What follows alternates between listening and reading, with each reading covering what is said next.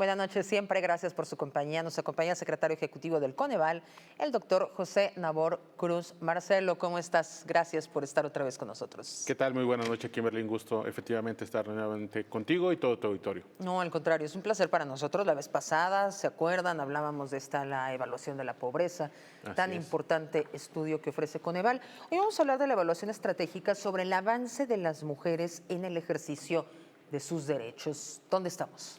Bueno, justamente, y como lo platicamos la vez anterior, Coneval tiene dos tareas normativas muy importantes, la medición de pobreza y la evaluación de los programas sociales. Y con este informe que acabamos de hacer público, tratamos justamente de focalizar cuál ha sido la evolución reciente de los derechos sociales de la mujer. Un primer dato que considero nos permite contextualizar el estatus actual del ejercicio de los derechos sociales de las mujeres es el porcentaje de las mexicanas en situación de pobreza multidimensional.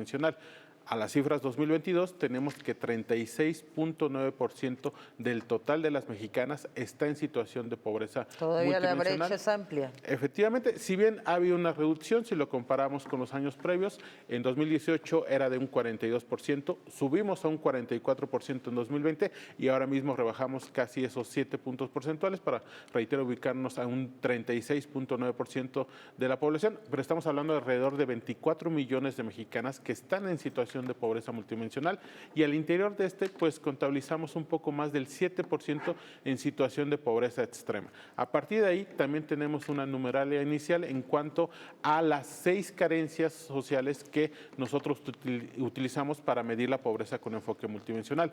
El hallazgo más relevante me parece es que desafortunadamente tenemos prácticamente a la mitad de las mexicanas con la carencia a seguridad social. El 50.2% de estas para 2022, que son los datos más recientes. Cuando el cáncer de mama está todo lo que da. Desafortunadamente es un elemento también que está integrado en la seguridad social el tema del acceso a los servicios de salud. En esta carencia hemos tenido un incremento en los últimos 4 años, de 2018 a 2022, evidentemente por todos los cambios normativos, operativos que se han dado en los últimos 4 años, pero tenemos que prácticamente un poco más del 40% de las mujeres no cuenta o está reportando la carencia a acceso a servicios de salud. Esto, la situación de pobreza extrema, la limitación de acceso a servicios de salud, se incrementa muchísimo con las mujeres indígenas. Efectivamente, un dato que me parece también bastante revelador es el siguiente. Cuando comparamos el porcentaje de mujeres indígenas que habitan en zonas rurales de nuestro país, el porcentaje de los niveles de pobreza alcanzan un 77% del total de las mujeres, mientras que si lo comparamos con hombres no indígenas que habitan en zonas urbanas del país, esto asciende a un 35%. Pero si comparamos en ese mismo ejercicio pobreza extrema, tenemos que prácticamente un 35% de las mujeres indígenas que habitan en zonas rurales del país está en situación de pobreza extrema, mientras que solamente un 3% de los hombres no indígenas que habitan en zonas urbanas. Es decir, prácticamente tenemos 10 veces más una incidencia de pobreza extrema en las mujeres indígenas en el país. ¿Es por el acceso a programas sociales o a qué se atribuye? Más bien a la limitación, acceso a una serie de elementos como es educación, servicios de salud, evidentemente bajos ingresos, no solamente por transferencias de programas sociales, sino también bajos ingresos laborales y me parece que también bajos niveles educativos y un poco más en términos de carencias que tienen que ver con la vivienda. Claramente hay que ubicar a estas mexicanas en las zonas serranas del país donde se manifiesta en mayor porcentaje los niveles de pobreza extrema en el sur-sureste, pero también en el noreste del país. ¿En qué estados? Me imagino que Oaxaca, Chiapas, en el sur-sureste. Así es, pero también tenemos en esta colindancia entre Sinaloa, Sonora, Chihuahua, un clúster de municipios, alrededor de 10, 15 municipios donde hay niveles de pobreza cercanos al 50% de la población y obviamente las mujeres que ahí habitan tienen estos porcentajes, pero también en el Nayar, en la frontera entre Nayarit y Jalisco, ubicamos también algunas zonas donde prevalecen los niveles de pobreza extrema en las mujeres indígenas. Dentro de la población vulnerable también tenemos a las personas con algún tipo de discapacidad. ¿Qué pasa con las mujeres con discapacidad? Bueno, ahí justamente tenemos en primera instancia la identificación en los niveles de pobreza.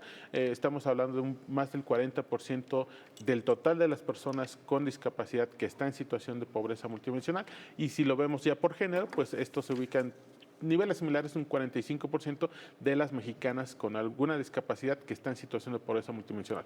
Hemos analizado la incidencia de algunas políticas públicas. En primera instancia, recordar que hay, por un lado, un programa federal, gubernamental, que da una transferencia monetaria a personas con discapacidad, hombres y mujeres, de 0 a 29 años, pero también en los últimos 2 años se ha dado inicio por parte de una coordinación entre el gobierno federal y gobiernos estatales de otorgar una transferencia en los montos similares de 30 a 64 años para las personas con discapacidad en ese esfuerzo estatal federal.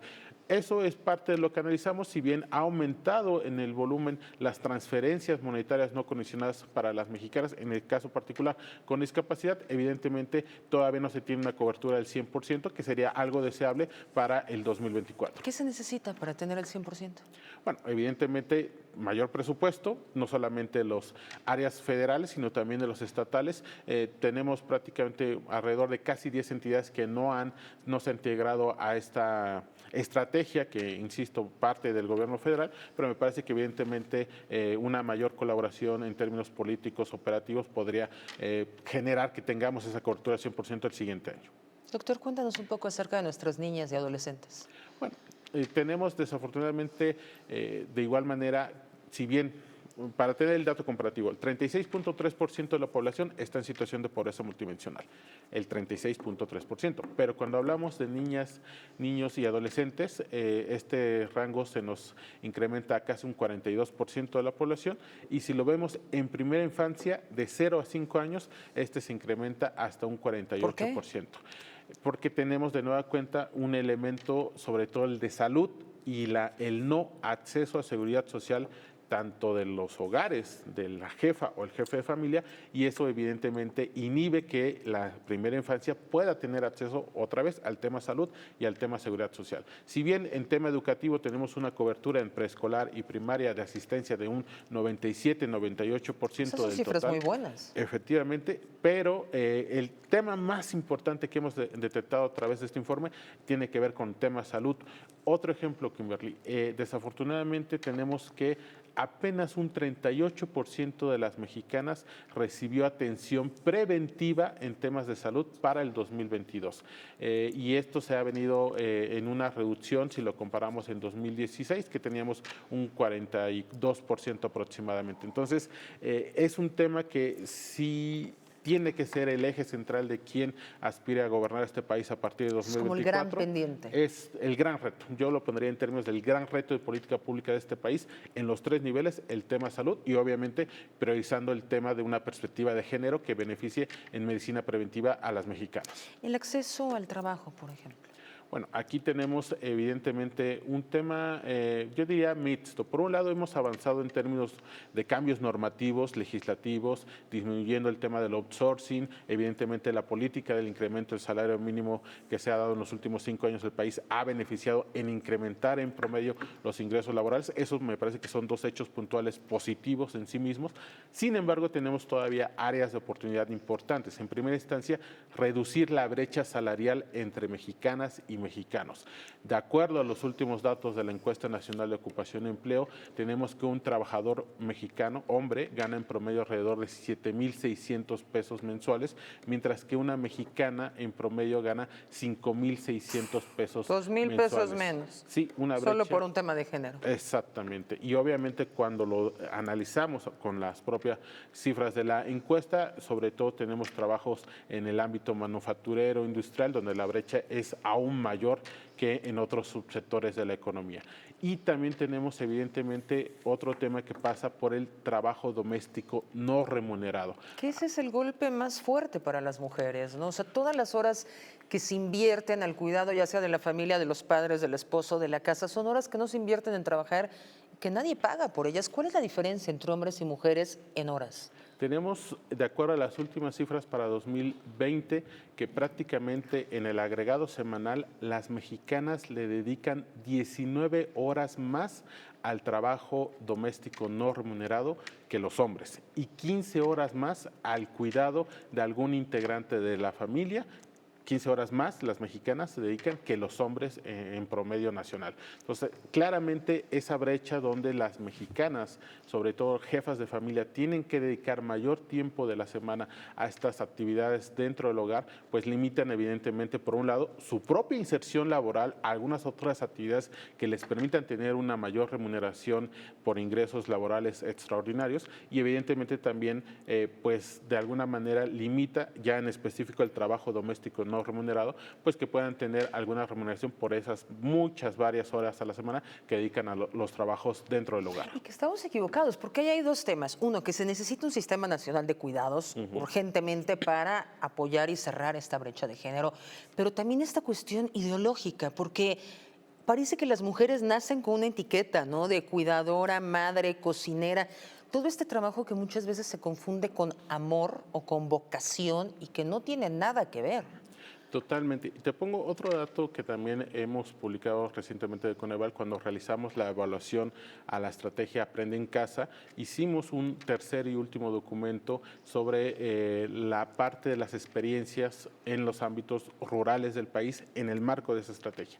Lo que encontramos que ya sea un hogar monoparental o biparental, en cualquiera de los dos casos, el mayor peso porcentual de aquella persona adulta que acompañó los estudios virtuales de los hijas o hijos fue la mamá o la abuela. A nadie le sorprende. Caso, fue la jefatura femenina la que se encargó no solamente de sus propias actividades laborales o domésticas, sino también darle seguimiento al aprendizaje educativo que recibieron los estudiantes de manera virtual, insisto, sobre todo en las áreas rurales del país. Entonces, ya lo decías, lo que también recomendamos desde Coneval es la formación de un sistema de cuidados nacional integral, porque no solamente trata de lo que puedan recibir la primera infancia o niñas, niños y adolescentes, sino el rol de la mexicana en cuanto a su integración laboral, por un lado, pero que también le permita seguir desarrollando estas actividades en torno al cuidado, pero que también se pueda tener un sistema de guarderías, de amplitud en los horarios de las escuelas que permitan también actividades en la tarde,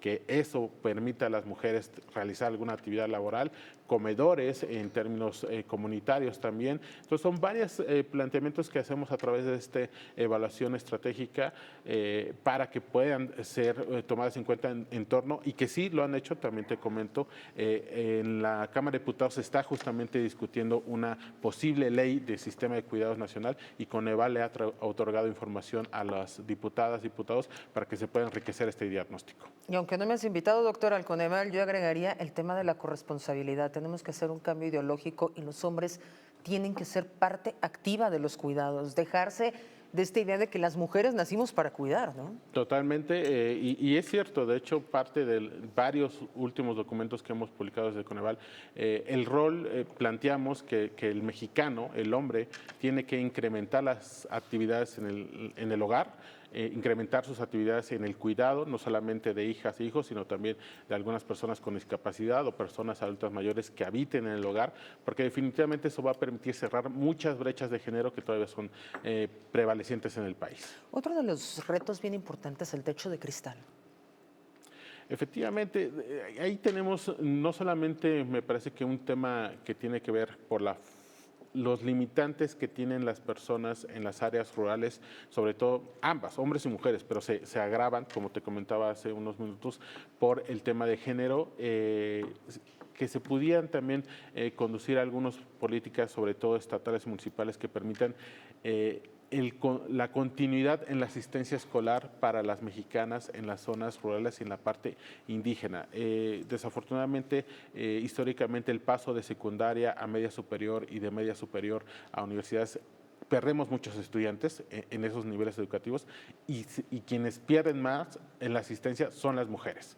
Y se agrava más en las zonas rurales. Entonces, para romper ese techo de cristal, me parece que tenemos que tener una visión de mediano y largo plazo donde se fortalezca la asistencia y la formación educativa en media superior y universidad para las mexicanas y sobre todo en los ámbitos rurales, que permita evidentemente una mejor preparación y que eso le permita acceder a una gama de seguridad social, mejores ingresos laborales, etcétera. Sí, pero también romper los círculos de pobreza, ¿no? Que en muchos casos solo se están perpetuando constantemente.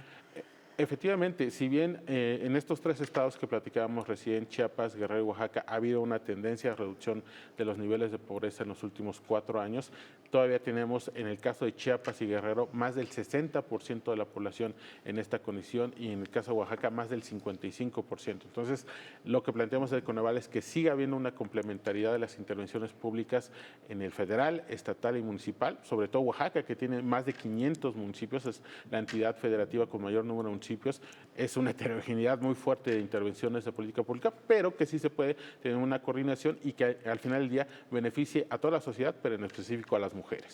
Y hay otro tema con las mujeres, estos embarazos adolescentes. Necesitamos educación sexual urgente. Que es justamente lo que entra en la parte de políticas de salud preventivas.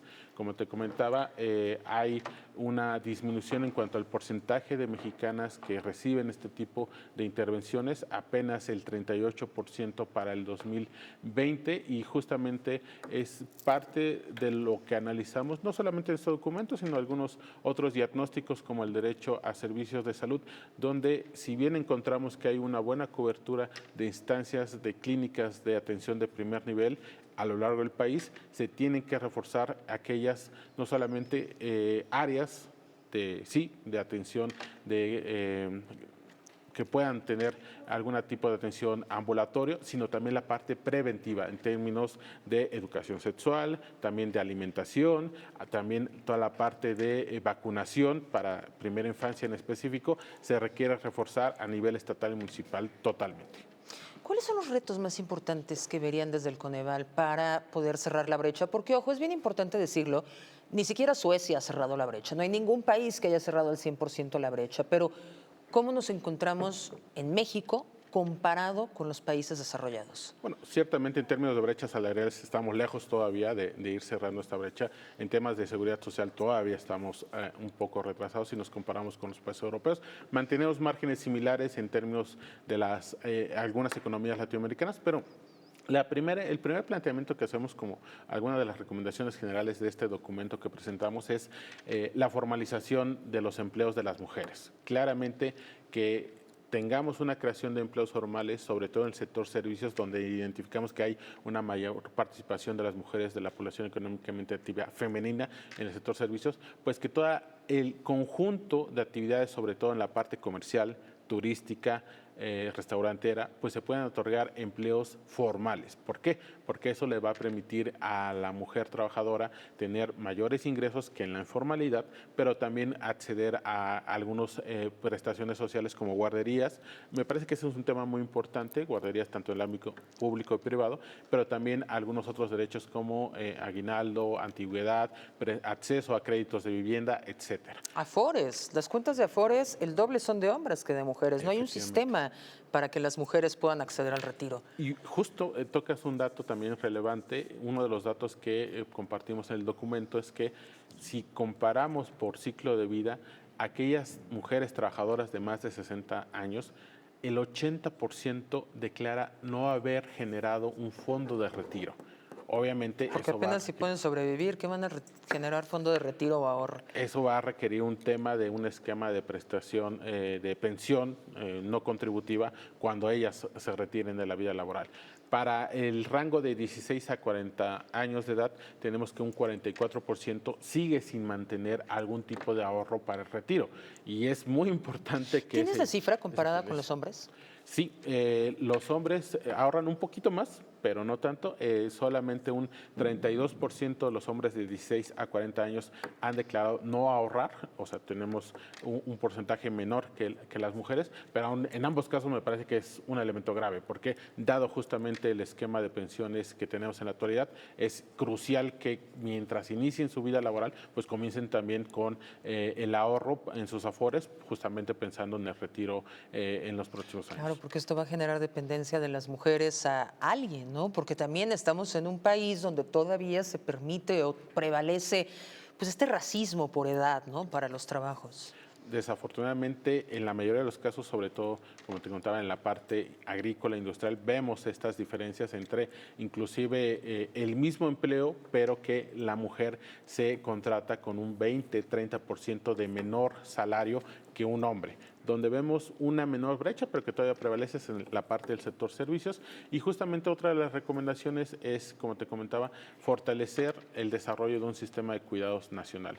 Me parece que si bien ha habido un avance sobre todo en los programas sociales federales, donde se ve una perspectiva de género, programas como Sembrando Vida, donde inclusive el 35% de los beneficiarios son mujeres, lo cual evidentemente da una cierta independencia. Que debería ser el 50% si somos el 50% de la población. Efectivamente, pero ha ido avanzando en los últimos años, pero me parece que es más importante aún tener todo ese paquete de intervenciones muy puntuales que hemos platicado para que puedan fortalecer la parte de la integración laboral de las mexicanas. Creo que ese ha sido un reto que llevamos décadas todavía sin poder resolver y que la visión de un sistema de cuidados nacional integral que pase por la responsabilidad de los 3 niveles de gobierno, pero también para la parte de la academia, organizaciones de la sociedad civil, sindicatos, empresarios, etcétera, podrían evidentemente generar un esquema de reducción de brechas para las mexicanas en los siguientes años. La representación política de las mujeres.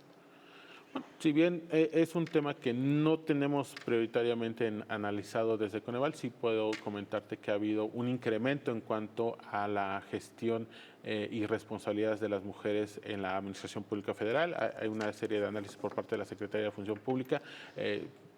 Se tiene casi el 50% de mexicanas en cuanto a la alta dirección de algunas áreas del gobierno federal. En el caso particular de Coneval, te comparto, tenemos paridad prácticamente 50 y 50% entre hombres y mujeres que ocupan no solamente puestos de alta dirección, sino también prácticamente en nuestra plantilla laboral mantenemos... ¿Y no hay brecha salarial? No. En Coneval... O sea, es un escalafón... El mismo salario, ya sea para un hombre o para una mujer, desde el nivel más bajo hasta el nivel más alto. Afortunadamente en Coneval velamos por esa agenda justamente de reducción de brechas, entonces tenemos afortunadamente el mismo ingreso salarial para los diferentes niveles laborales y esperemos que en la Administración Pública Federal se pueda ir avanzando y que sea un buen ejemplo para los gobiernos estatales y municipales también. Voy a hacer un paréntesis, estoy impresionada, todos los datos los traes en la cabeza, porque creerían que traes un acordeón, que en el prompter estás viendo algo, pero no, todos los datos te los conoces perfecto. Cuéntanos un poco la metodología de Coneval, porque es bien importante los instrumentos que nos dan para saber cómo estamos. Bueno, no solamente en la rigurosidad técnica que ocupamos para el análisis de las diferentes encuestas que genera el INEGI, esto es muy importante señalar, nos apoyamos de la información que el Instituto Nacional de Estadística y Geografía levanta, ya sea de manera trimestral, anual o bianual.